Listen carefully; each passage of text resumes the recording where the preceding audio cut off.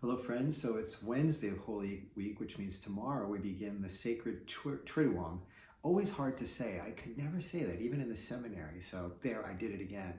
But it's those 3 days of that Paschal mystery we keep talking about, Jesus suffering, dying, and rising. So let me just spend a little bit of time on each of those days and how we might worship well together. So Thursday is the day where we celebrate the institution of the Most Holy Eucharist. And the difficulty this time is that we can't receive the Eucharist. But my prayer is that as we reflect on the Lord's Last Supper, our longing for the Eucharist grows stronger so that we really want to come back to church and receive Jesus.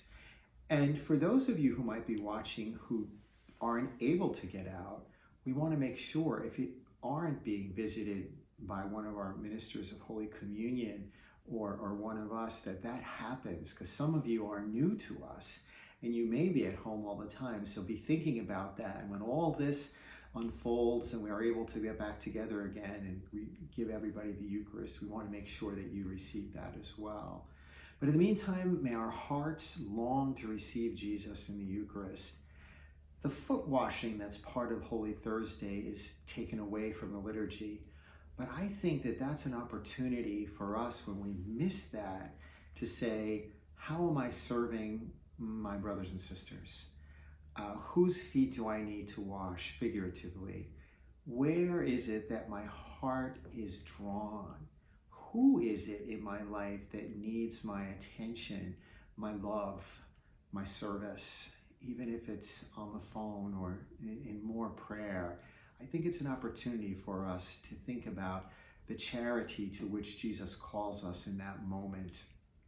Friday, such a solemn day in our church and such a beautiful day because the love of God comes down to us from the cross where his son dies. This is an opportunity for us to truly reflect on how Jesus' suffering and dying forgives our sins, gives mercy a name, Jesus, and changes our lives. I recommend that if you are watching that liturgy at 3 p.m. with us, that you have a crucifix in the room where you're watching. So at the time of the veneration of the cross, you and those watching with you can venerate the cross by a bow, a genuflection, or just simply a hand touch. Again, be safe and smart, of course. Saturday, that great vigil of Easter where the darkness of night is pierced by the light of Christ, and that is shown to us in the beautiful Easter candle, the Paschal candle. So much of the ceremony has been eliminated because we are not together as a community. So we'll begin that liturgy with the Paschal candle already lit and the singing of the Easter proclamation. That night is an opportunity for us to really understand that the light of Christ pierces all the darkness that we could ever experience, especially the darkness of isolation and worry and fear. That Christ rising from the dead gives us great hope. And of course, we will gather again on Sunday morning at 10 o'clock for an Easter Sunday Mass. One of the great gifts of the season of Easter is 8 days of Easter Sundays.